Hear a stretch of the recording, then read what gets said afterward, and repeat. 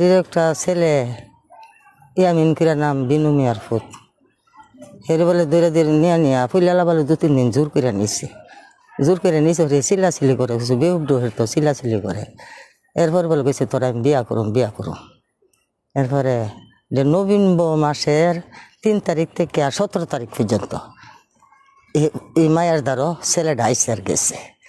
এরপর যখন মায়া গেছে বলে আমার বাচ্চা ফেরো তখন কী করুম কলে বাচ্চা নষ্ট করেলা হে বলে বিহুব মানুষ তো আওয়া শুরু করছে। এরপর যে ফুলা ফলাইছে আর ফুলার আর দেখা দিছে না এর সাথে তখন আমরা এটা লিয়ে আহি বই তাও এটার বাচ্চাটা মনে 6 মাস করছে কেস করছে কেসের তার কোনো ফল পাইলাম না।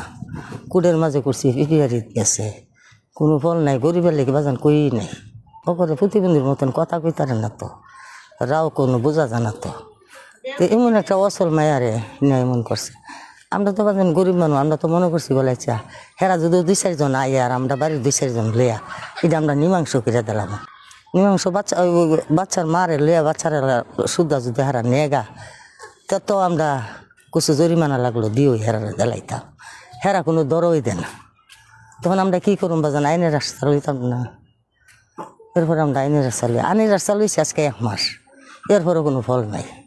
আমরা মানুষ নাই বাজান মানুষ ছাড়া তো কই রাও আর কই করতার না হেরার মানুষ আছে দুনিয়ার তো আমরা চাই মায়াডারে যে এই কাম করছে হের বাইক নন উদ্দুরি আমরা বিচার চাই।